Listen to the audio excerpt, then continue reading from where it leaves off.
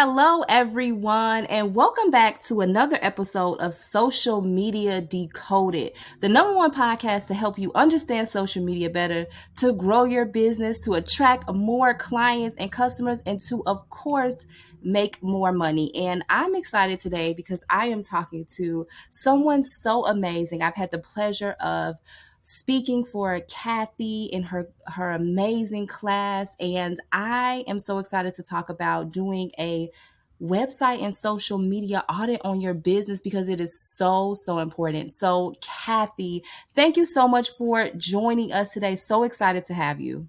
Absolutely. Thank you so much for having me. Yes, would you please tell the listeners more about yourself and more about how you really got into digital marketing, because you have a very unique story and we definitely want to learn all about that. Awesome. Well, I am Kathy Fredrickson. I am an educator and a consultant. I run a digital marketing clinic on the third largest campus in the wonderful state of Wisconsin. So I may have a Wisconsin accent, but that's okay. Forgive me for that. But I work at the University of Wisconsin Oshkosh, and we are located about an hour north of Milwaukee. I have been teaching as first an adjunct professor and then now as a faculty member. I've been teaching for 20 years. So I started teaching as an adjunct because I wanted to give back and I wanted to be with students.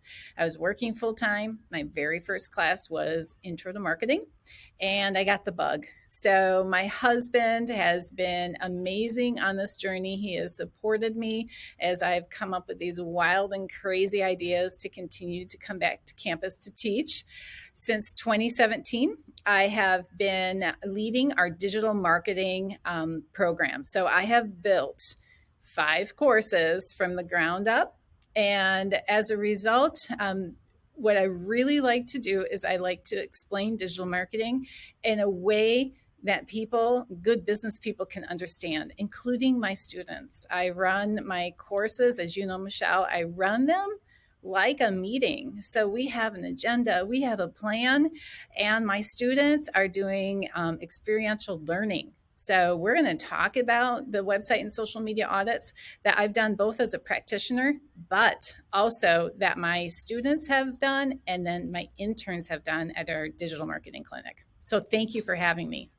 Yes, and I love it. And of course, I always say this on the Social Media Decoded podcast. I bring the best experts, 20 years of teaching, so amazing. And I can definitely say that Kathy's amazing. Her class is amazing. They actually did a presentation on my podcast, and that's how I found Kathy. We found each other on LinkedIn, you guys. So this is why I say it's important to be visible on social media, because Kathy and her students found me and my podcast. I did not find them. So it is important for you to put your business out there, and you never know what type of experiences or opportunities can come from that. And so I had to have Kathy on the podcast today to talk about doing website audits and social media. So I want to get into it.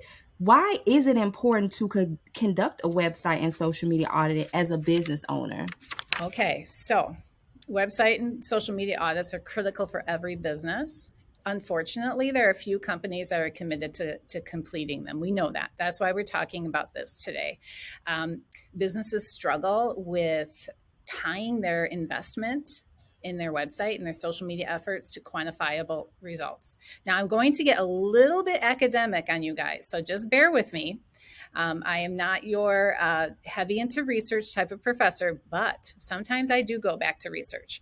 So the concept I'm going to talk about is a spend impact disconnect. Now, there's a resource that I think all business owners should start with, and it is an academic resource. So Christine Moorman at Duke University has been researching the social media spend impact disconnect for years. And she's got a great website. It's the CMO report. And her research has not really changed in a number of years, unfortunately. Only 11% of marketing leaders report they have proven impact in their social media quantifiably. 40% have a good qualitative sense, like, yeah, we can see from comments and shares and things like that that is working, but not quantitative assessment. And nearly half report they haven't been able to show the impact yet. So here we are. We're all on social media, but yet we're not showing the impact. And you have to show that. You have to show that to your team to get them on the same page. You have to show that to management and owners to really preserve and grow your marketing budget. So it's really, really important. So Christine's research led me to creating the website and social media audits in my classroom. Now, since 2018, when I created it, it has taken off. Now, our program, like I said, we're the third largest university and we're a growing program.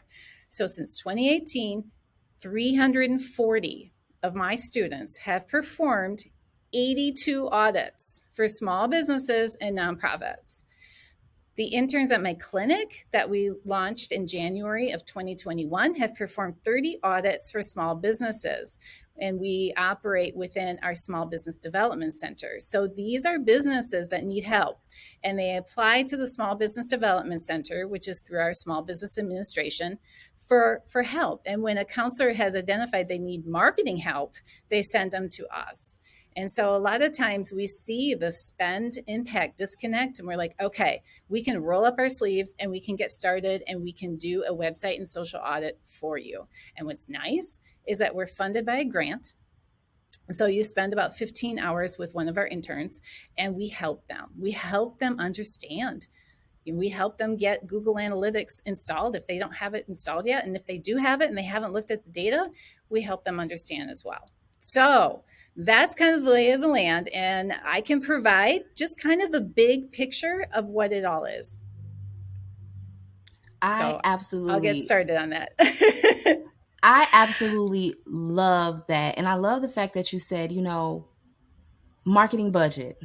Mm-hmm. I think that a lot of small business owners, well, I know that a lot of small business owners may not necessarily think about having a budget for marketing, but like you said, it all has to make sense. And I come from a background, I worked for a very large beauty and hair care brand, multi-million-dollar business. When I worked for them, they were in the startup phase. But it was very important for me to understand, are the people converting from social media through the website? Does the website even make sense? Does it flow properly? Does it do all these things? And I think that business owners sometimes forget that you're taking them on a customer journey. And so everything has to work together. And if you don't see conversions on your website from social media, then there is a disconnect. And so maybe you possibly might need to check Kathy out and her amazing students so that you can get a website and social media audit. So when it comes to the audit that your students do, what are some do's and don'ts that they might find that people are doing that they maybe should not do or change when it comes to their social media and their website? Okay. I have do's and don'ts. The first thing that you need to do is you need to follow process. And the process that my students follow on a website audit is actually based on a process developed by Avinash Kaushik. And he's another person that business owners should follow. He's got a wonderful resource called Occam's Razor. You can read his blog online or you subscribe to his e-newsletter. So he built out the digital marketing measurement model. And what I did was I adapted that for the classroom. And it provides a strategic framework to get you started on auditing your website. So really you have to address, what is the purpose of my site? And most businesses are going to have similar categories.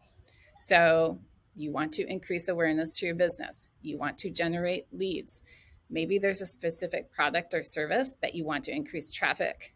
You want to improve your reputation. Maybe there's some rebranding initiatives. All of that feeds in to specific KPIs. So for the first one, awareness.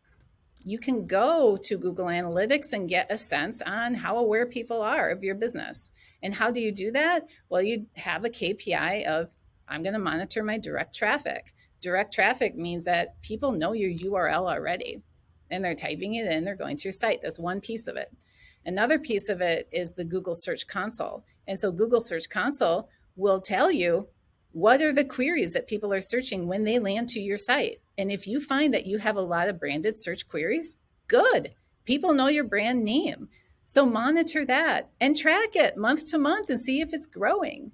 And then go to analytics and find out what are the segments that are contributing to getting to my site.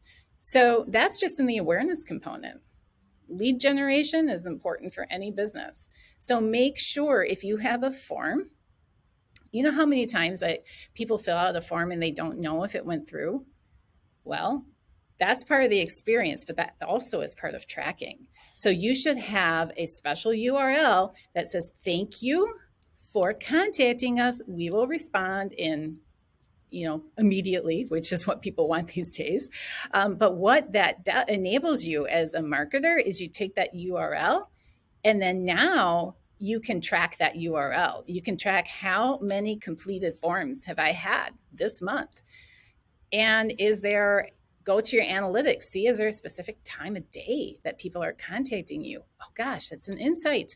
I could be marketing more on social media to say, hey, contact us.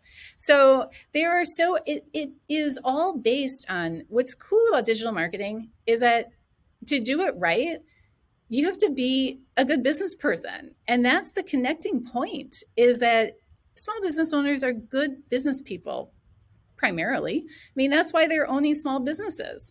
And if you break it down to goals and objectives and KPIs, it makes sense to them. Then they look at their site and they go, oh my gosh, my site is a living, breathing entity that I can improve that actually can generate results. I mean, how many business owners sometimes say, oh yeah, we do marketing, and then they just let it be?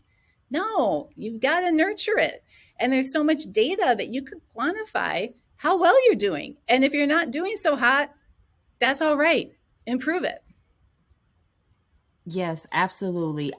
When you said look at the data doesn't lie. I don't do Right. anything, I don't create any content off of a whim. I create every single piece of content for my business off of analytics and data and goals. And so I am so glad that you went into that. And it is very important. Like, I think for the website piece, some business owners may just miss that connection that your website is like the number one entry point, because if they come from social media, go to your website and it's like all over the place or it doesn't make any sense, you've lost the sale already. So it's really, really important. So I hope that you're listening and taking notes here. Yeah. And if you love this episode, make sure that you tag me at Michelle L. Thames on Instagram, and definitely leave us a rating and review. Every rating and review helps this podcast to be heard by more people. So I want to talk about some apps, because I know that there's so many apps and so many different things that can make this easier on business owners. So are there any tools or apps that can make the audit process easier? Do your students use a specific app or anything like that to help? We do. I want to talk about apps, but I want to give your listeners a don't. Let's go back. Oh, we didn't give a don't. We Sorry. didn't do a don't. Let's give that don't. I have a big don't. Okay, so a do, we talked about this digital marketing measurement model. We talked about Avinash Kaushik. Follow him. Definitely. He's awesome. Okay, so a don't. Now, you've got access to data. Michelle has said, I love data. I love data too. Don't report data just because you have it. Go back to your KPIs. Direct traffic. How many students have I had that have shown me all this data that they're proud to show, and they have about 5 different charts on one Google slide? No, that's overwhelming. Don't take a screenshot of your dashboard and say, here you go. You have to present it based on your business. So if direct traffic is really important, show that. Every single business person should come out of your training being able to use Excel. You don't have to take a screenshot of what you see. You can import it to Excel so you have an easy, simple to read chart. If branded search queries are really important, then show us a trend line. Say, are the branded queries going up or down? Or, show us the KPIs in its innate raw form. Don't complicate the whole process, because remember, in digital marketing, it's so new. You're an educator, and we might be consuming this information and we're kind of advanced in what we know. We want to share it. Who we're speaking to is a business person that needs to hear it in the business context. So that's my biggest don't, is like having all this data. Don't just throw it at the people. You will overwhelm them. And the business owner will say, now this is why marketing department just does their thing. I don't think I want to be in another meeting with these people. You want your executives and owners to rally behind this and to understand it.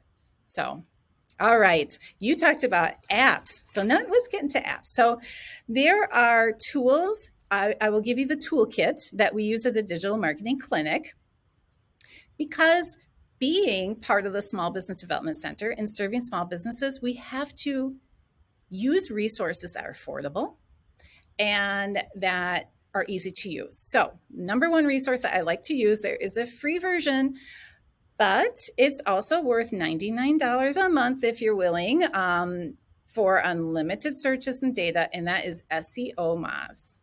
Rand Fishkin created this organization, and I've met him. He's an awesome guy. So he developed these whiteboard Fridays for SEO. He has now left Moz, but Moz is just, I love that tool because you get an assessment on your domain authority. So now I'm giving you a term and I'll give you a definition. Domain authority is, now it's Google's algorithm predicting how often you're going to be in their search results, right? You want to be in the top 1, 2, or 3 spots in the keywords that are important to you. They're going to give you a score. So Huffington Post has a score close to 100, of course, because they have a ton of links, they have a ton of keywords as Huffington Post. Now, you start from a baseline. If your score is 14 and you go, that's terrible, hold on. Think like a marketer. Use SEO Moz to put in your competitor. Think in your space.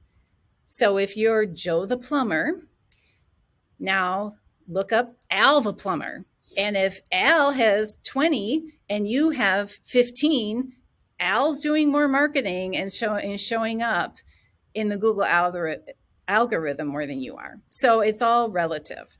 The second thing is they give you the linking root domain. So that's how many websites are linking to yours. And so if you follow a guy, another guy is wonderful, is Neil Patel. So Neil Patel is all about links. He's like, hey, make sure the Chamber of Commerce has a link to your site. Make sure that you're asking for links to your site because Google loves that. Then there's keywords. SEO Moz will tell you what keywords you're ranking for, and if you're 10th, if you're 20th, or if you're first.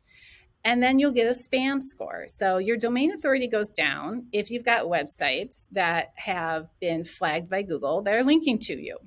So you will have a starting point for that as well. That's the first tool. We love that tool, SEO Moz. Google Analytics. Google Analytics is free. So you should definitely use it. A caveat. So I train all of my students to be, they go through the basic and advanced certification and universal analytics, but that's all changing next summer when it's going to be G4. Google has not created the certification courses yet. So, oh dear, I'm going to have to probably create my own, but Google is free. And there's lots of resources. LinkedIn Learning actually has some resources that you can learn more about Google Analytics. Super important. There's Social Bearing, which is free and is focused on Twitter only. So you'll get some nice stats that way. There's Social Blade, which is YouTube and Instagram. And then hashtags are super important. So you need to have your branded hashtag, industry specific, maybe some trending hashtags, and then hashtagify.me is a great tool for hashtag insights. So that's in their toolbox in terms of what we use in our website and our social audits. So many amazing resources that you just dropped in this short amount of time. How much would it cost? All of those together, the one that I'm recommending that you pay for is SEO Moz, and that's $99. So that's in a small business budget, definitely. Definitely. But And I want to go back to SEO for a minute and what you were saying about ranking on Google, because the company that I used to work for, Miel Organics, there's a blog post that I wrote for the company. I used to run the blog as well and work with, we had an outside digital team that did ads and all those type of things in SEO. I focused on organic social media, growing the business that way. And so I wrote a blog post about, so the company is natural hair. They have natural hair products. And so the post that I wrote was about how to do a hot oil treatment on natural hair. And they had a product that is a oil. And so this, if you type in how to do or the benefits of hot oil treatments, this post comes up second or third on Google. Do you know how huge that is for the company, that every time someone searches that, they're always going to come up number 2, and they're one of the top brands in that space. And so they have that top space on Google. So that is very helpful to them, because now people are searching, and they'll come across that post. It's very informational. It has a lot of great resources, but not only that, links to products, right? So that people can click on that and they can measure that. So don't forget about blogs when it comes to your business, because people are searching. So if you don't have a blog, what I heard from Kathy on here is that you want to make sure that you add an addition of a blog to your site so that you can even be more searchable and come up in Google Analytics and all the rankings everywhere. First, second, third. That's like the goal, right? So I'm glad that you said that. Absolutely. And, keyword research is so important. So SEO Moz is going to tell you what keywords you're ranking for already. Now you as a marketer need to find more keywords.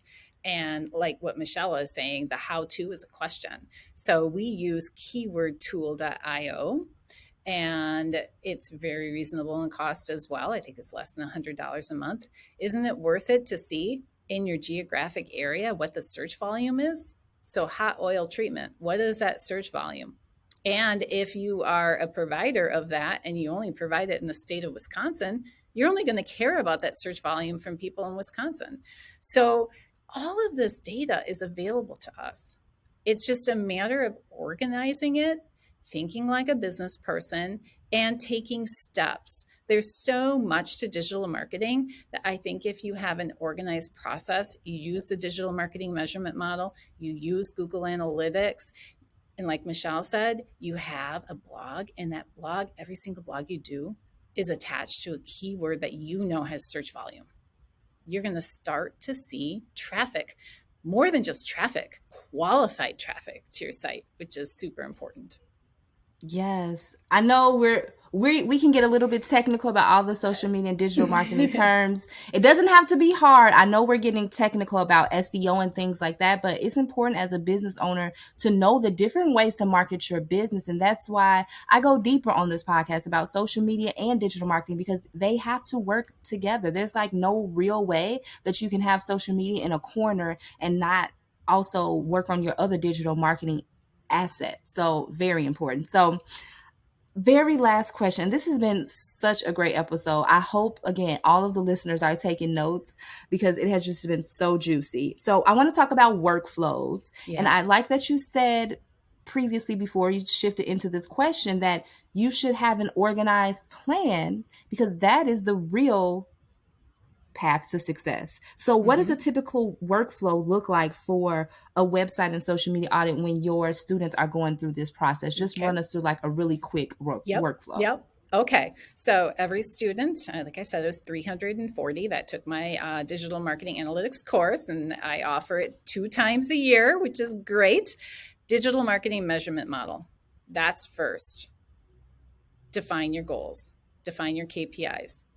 Go to Google Analytics and know how you're performing on those KPIs, and then understand the segments that are contributing to that growth and success.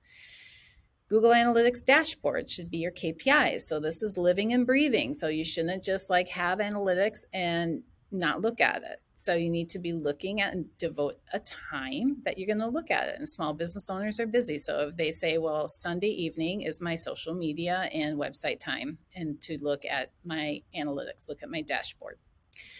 Use SEO Moz, because your website health is really important. both the health of your domain authority, but also getting into some of those technical things. Like if your site loads too long, people are not going to stay. So there's a technical piece to it too. So website health is very important. And your social media audit. So revisit. Social media audit has 3 components: your audience analysis. So this is based on what's our brand persona, what's our audience persona, and does that match who's actually going to our social accounts? And then an internal analysis. You know your footprint. You should know your competitors' footprint. You should know what they're doing well and what you're doing well. You should know your high and your low performing posts and why. And then you need to do a competitive. So you always have to have an eye on competition. Now, here is also a don't. Don't just focus on your space. So remember, I had the funny example of, hey, plumber A, plumber B. Okay, let's use that example again. Don't just look at other plumbers if you're a plumber. If you are a plumber that wants to appeal to a younger audience because you feel that that's an area of opportunity, and you recognize that maybe I wanted to use Instagram and use Instagram well, why don't you look at companies that are amazing on Instagram? We have a local, it's food and gas station called Quick Trip. They are amazing on social media, and they're Wisconsin homegrown. Yay. So go to Quick Trip. See why people love Quick Trip on social media. So you can have aspirant brands that maybe will address a deficit that you've identified or an opportunity that you've identified. Does TikTok make sense? Well, before launching into TikTok, think about who's doing a great job and why. So always make sure that you're doing your audience, your internal, and your competitive. Those are the big 3 areas of the social media audit.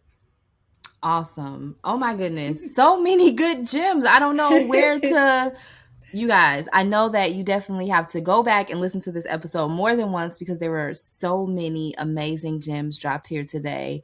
And Kathy, it's been such a pleasure talking to you, really getting to understand how to do website and social media audits that really make sense for business owners. I think we focus a lot on social media and we may tend to forget about our website, which is very important, and the way that people are converting, right? They will go to your website to convert. If you have a product, it's probably going to be on your website for them to convert. If it's slow, they're going to click off, right? So there's things that you should definitely do so they don't do that. So Kathy, could you let us know where we can find you online? If someone wants to sign up for the programs that you have, the amazing programs, how can they do that?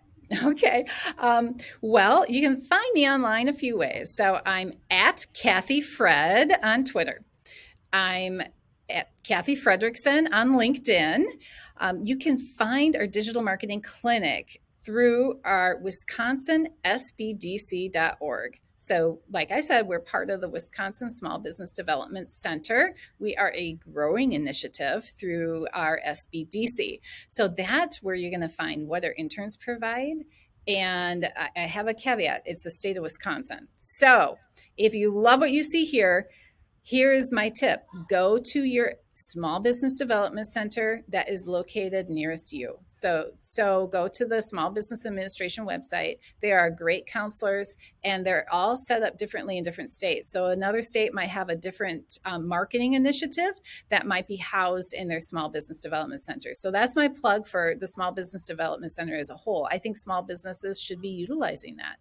That's our U.S. government helping small businesses. It's been around forever. So I'm really proud that we're affiliated with the Small Business Development Center.